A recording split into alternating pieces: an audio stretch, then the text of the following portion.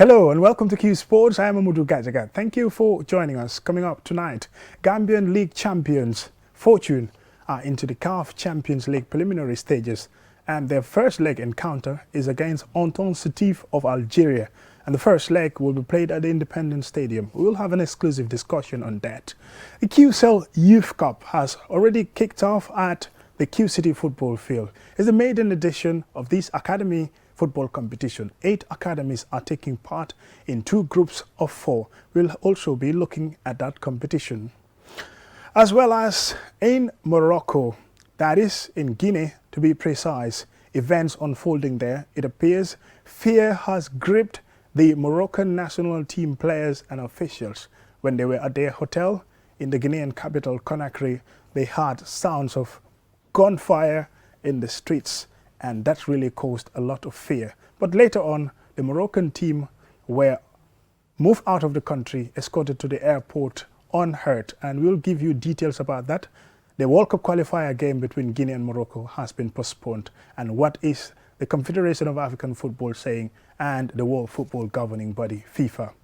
As well as, we'll be talking about another incident, but this time in Brazil. On the pitch, after 5 minutes of play, the Brazil versus Argentina World Cup qualifier was abandoned, apparently because some Brazil officials intervened that the COVID regulations were not respected by 4 Argentina players. And we'll bring you details of that. All that on tonight, Q Sports.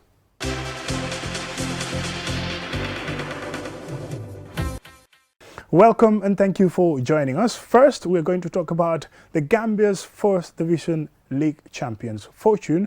They've registered for the CAF Champions League. In the preliminaries, they were playing on Saturday against Anton Setif at 4 p.m. at the Independence Stadium. And we'll be joined in the studio by Mohamed Lamin Drame, their media officer.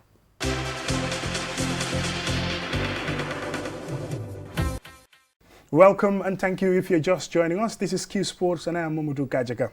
First, we are going to look at Gambian First Division champions, Fortune. They won the league for the first time in their history, and they're playing in the CAF Champions League as the Gambia sole representatives. And first, they will be starting in the preliminary stages where they will face an Algerian side, Anton Setif, at the Independence Stadium for the first leg. Joining me in the studio is Modulamin Drame, who is the media officer, the communications officer of the Fortune Football Club. Modulamin Drame, welcome to the studio. Well, thank you. I am glad to be here. Like you said, I am Mohamed Lamin Drame, the media officer of Fortune Football Club.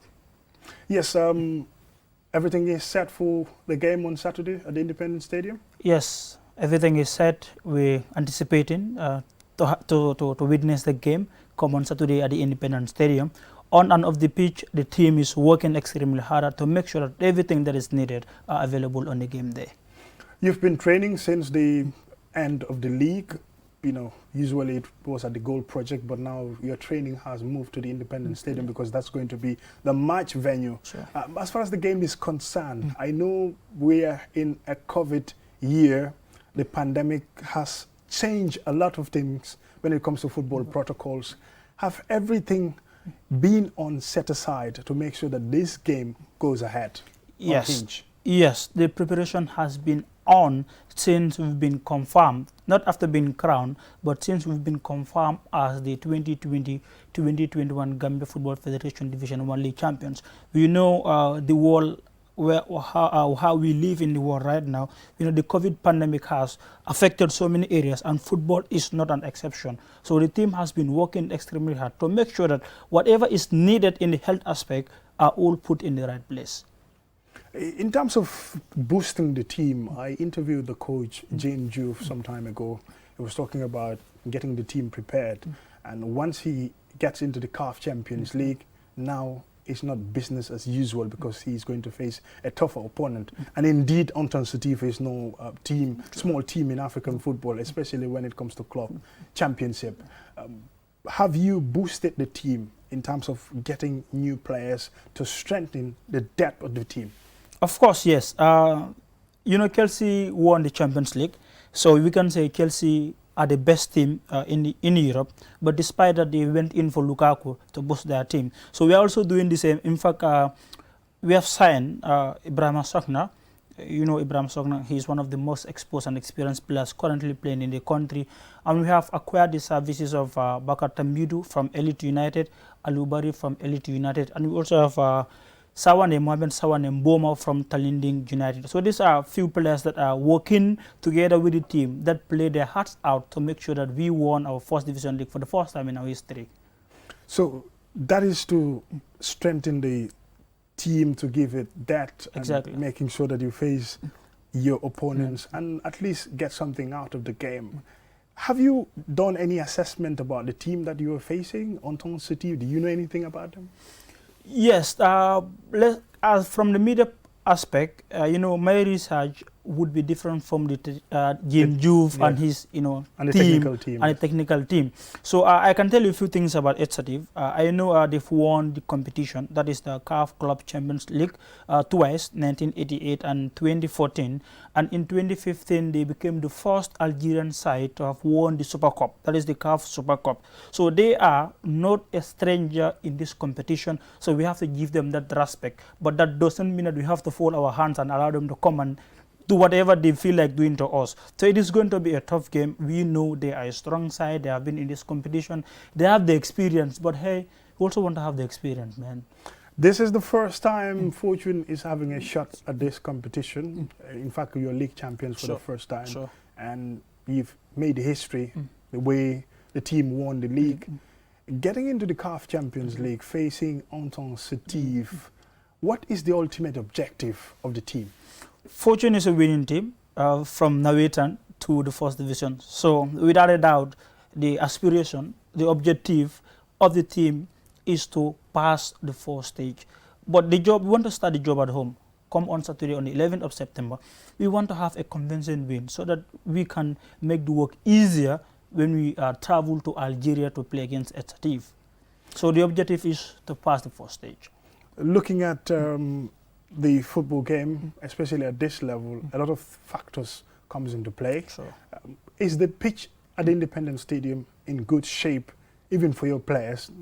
Maybe talk less of the opponents, but your players, are they feeling good training on the pitch, and do they feel good about playing against their opponent on Saturday at the Independence Stadium? Of course, the pitch is at a very good, from my side, you know, because I'm not an expert when it comes to stadium issues, but from what I'm seeing and from how I observe the players, I think they are feeling okay on the pitch. That is why we've been training.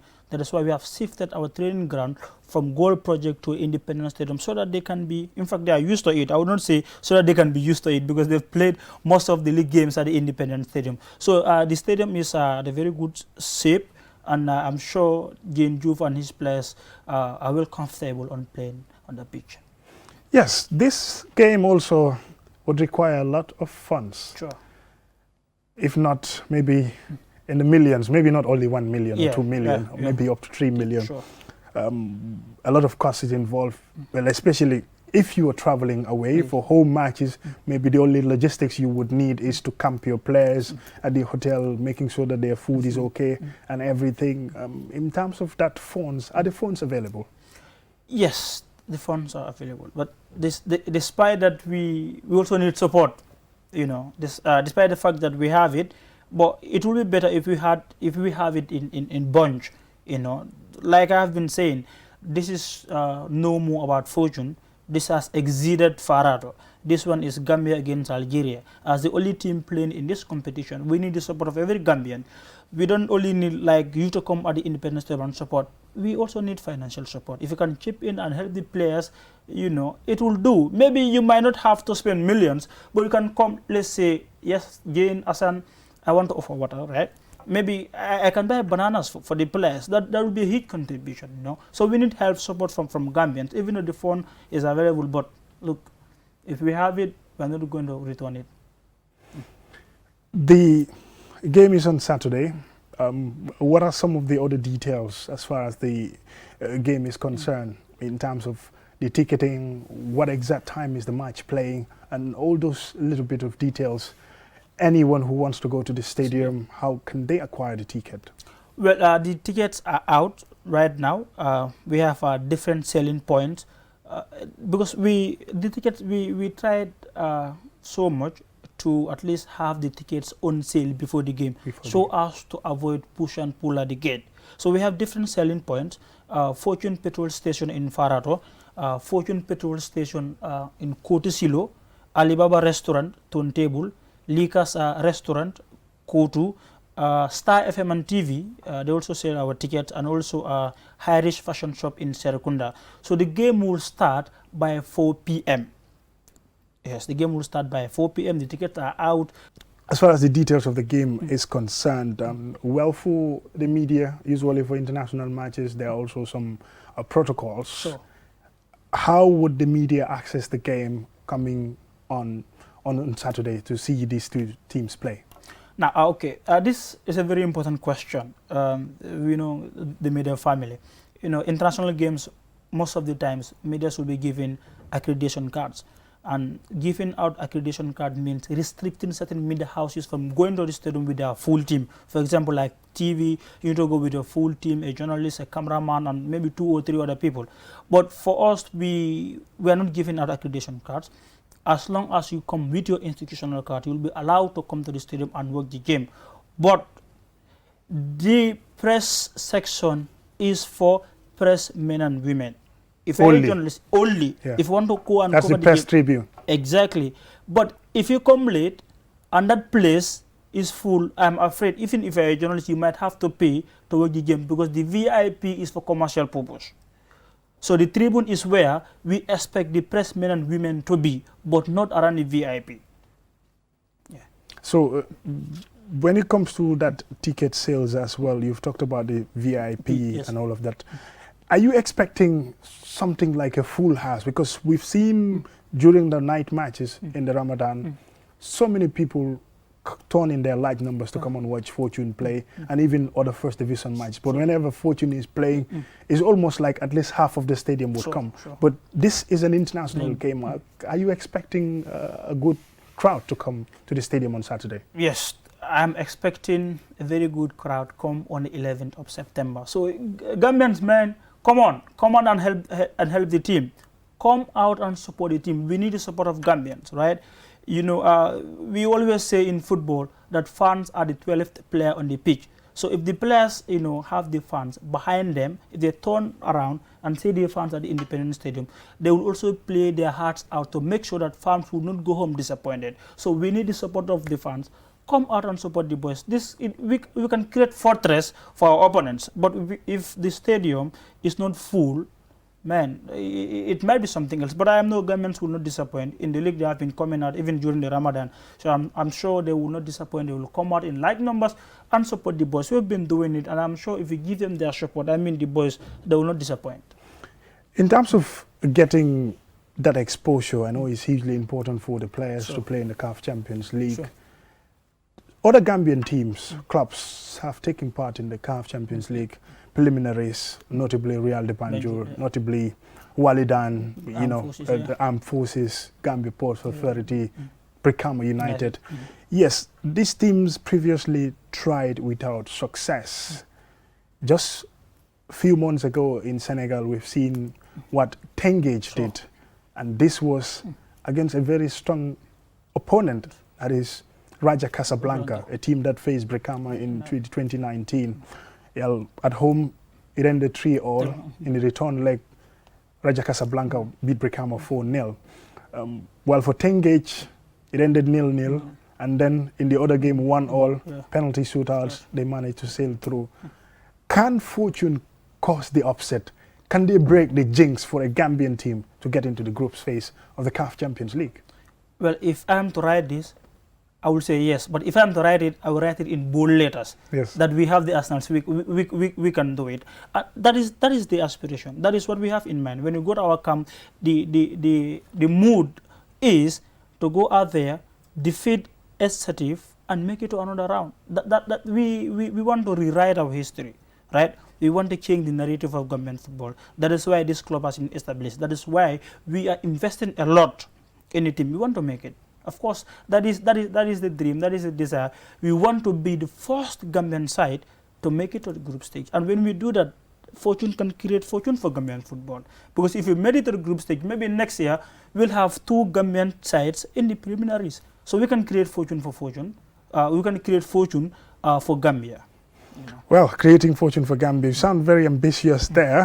It will really be great to see fortune achieve that huge success that no Gambian club, you know, Walidan, Real de Banjul have been existing for more than 50 years. They've not achieved that, getting into the group phase of the CAF Champions League. Well, this would be a huge success. And one thing, yes. Jane being Jane, he is very extrovert. That is the coach, Jane Juve. Yes, so what he did is he invited almost all the coaches in the country to come and at least give or play their role, because this one is a national duty. So most of the coaches have been attending our training ground. You know, most of these coaches are exposed and they have experienced the competition. Coaches like Ibu Jara, Yaya Mane, you know, LS Sambu. These are coaches that have been in this system. These are coaches that experience international football. And I'm sure their expertise and their help will really add more weight on our chances.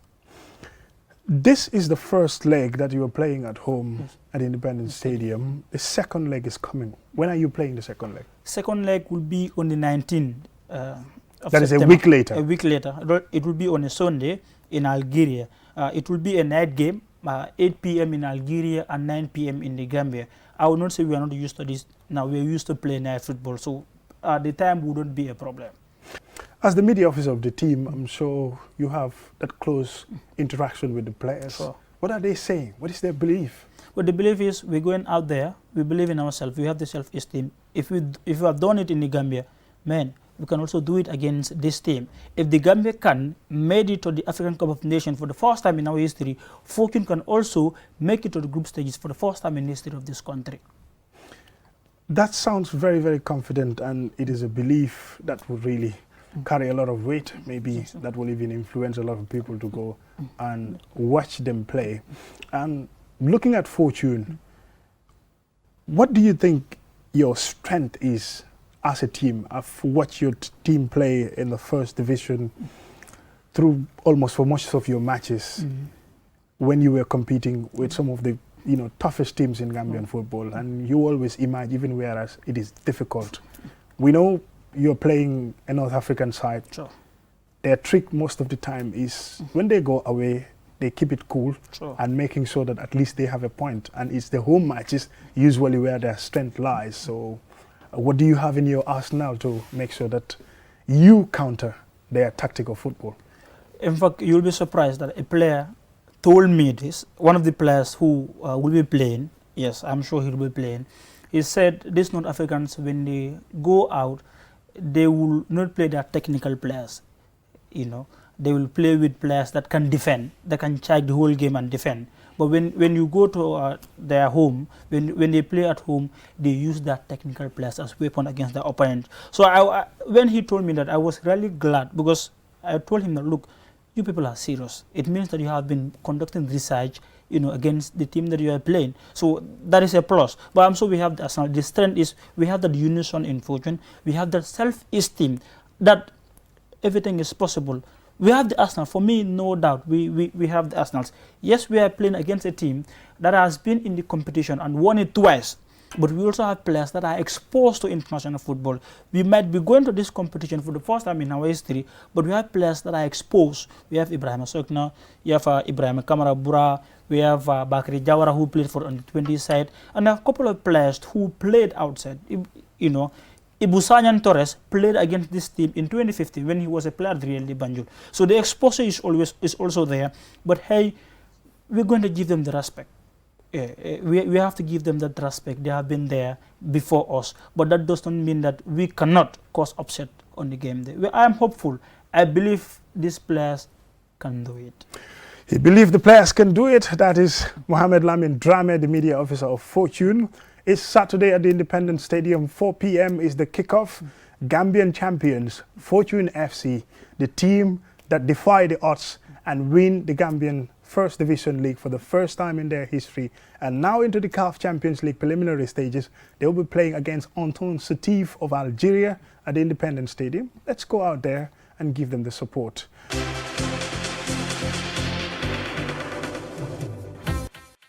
The QCell Youth Cup competition has kicked off on Friday at the QCT football field, and it has been an interesting football between Danso FC and QCT FC. Interesting match with lots of goals. First, let's get the details of how it happened, the opening ceremony, and the first two matches that were played in this encounter at the QCT football field. With the growing need to develop grassroots football, the QCell-sponsored Youth Cup, a tournament for football academies, got underway at the QCT football field. During the opening ceremony, Mohamed Jah, chairman of the Q Group, says the competition will give young players the opportunity to showcase their talents. He added that the players in the competition could be scouted for junior national team categories, such as the under-17s and the under-20s, to avoid age cheating in football. We believe that if we come out of here, we should be able to play under-20 of Gambia with the right ages. It is very shameful for us to take our boys to a tournament. Halfway through the tournament, we are disqualified because we are overage.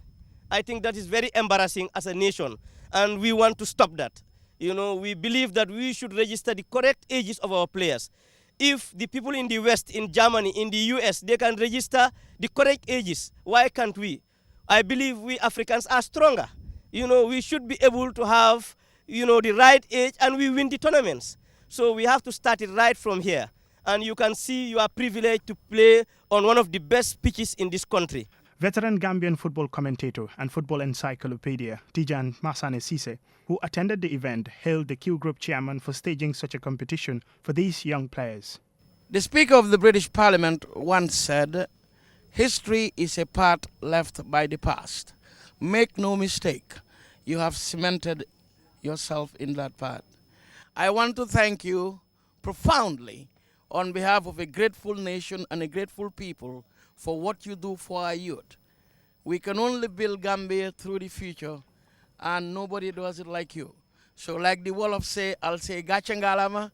Football coaches whose teams are taking part in the competition also hailed the event, while former Gambian international Tijan Jaite, who is now a football ambassador, says the tournament will help the drive to develop football in the country. And this is very, very important for our sports development. And we hope that this will continue every year, and it will add a very great value to the Gambian youth. On the pitch, there were two exciting matches. In a ruthless display of exciting attacking football, QCT FC thrashed Danso FC 8-0, with Mohamed Kinte scoring a hat-trick in a dominant performance in the under-15 category. In the second match of the tournament, QCT FC's under-18 faced with Danso FC, the host winning 2-0 with both goals scored in the first half. Danso FC came close to scoring twice in the first 5 minutes, but wasted their chances. These two games have created excitement and anticipation for the matches scheduled for Saturday and Sunday.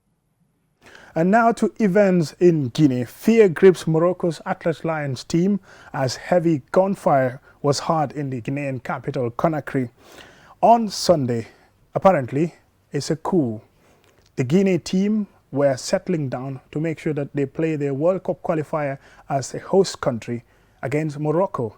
But Morocco, their officials and their players at their hotel had a lot of fear in them before later they had agreements with the Guinean officials to be transported through the airport back to Morocco unhurt. But more details on it in this report.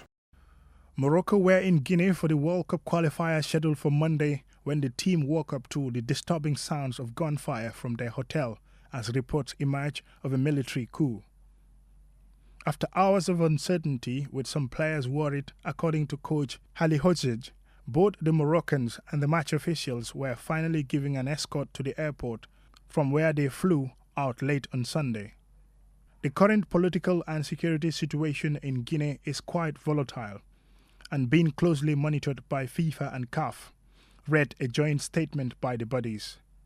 To ensure the safety and security of all players and match officials, FIFA and CAF have decided to postpone the match, the statement continued.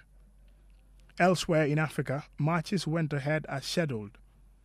Namibia produced an upset in Group H, winning 1-0 against Togo. After gaining a point against Congo on Wednesday, the Namibians go top of the group, but Senegal, who beat Togo in their opener, can move clear with victory in Brazzaville on Tuesday. On Sunday evening, Gabon drew 1-1 with Egypt, with the visitors reduced to 10 men after Omar Garba's 71st minute dismissal. As substitute, Mustafa Mohamed rescued the visitors with a last-minute equalizer. Jim Alevina gave Gabon the lead 2 minutes after Garba's red, but Egypt, for whom Liverpool star Mohamed Salah started after missing the win over Angola because of COVID-related travel issues, did enough to top Group F with 4 points. Gabon will be ruining a missed opportunity as they squandered a handful of chances to put the game beyond reach, only to concede a last-minute goal. Libya can move above Egypt should they avoid defeat in Angola on Tuesday. Earlier, Rwanda were held to a 1-1 draw at home by Kenya, with Michel Olunga's 9th-minute goal cancelled out 12 minutes later by Abdulwatu Biaye in Group E. Kenya's second draw against East African opponents following the 0-0 draw against Uganda means they temporarily go second in the group standings with 2 points, pending Monday's tie in Kampala between group leaders Mali and Uganda.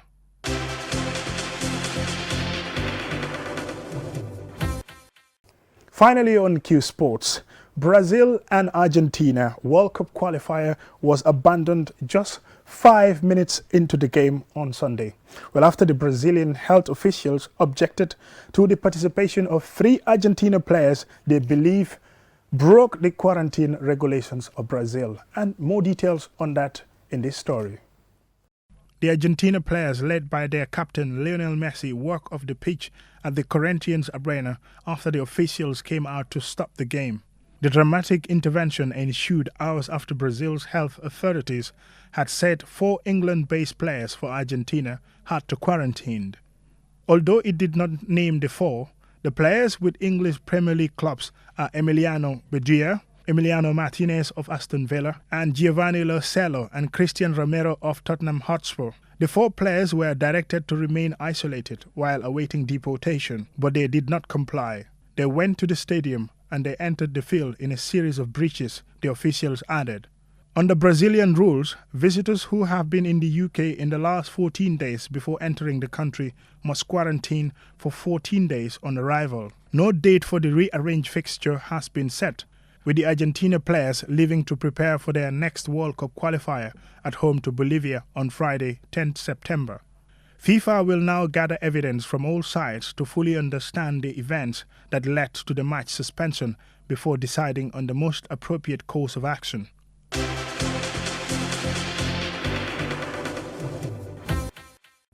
With that, we say thank you very much for watching this broadcast. Until we come your way next week, keep on sporting and have a pleasant night.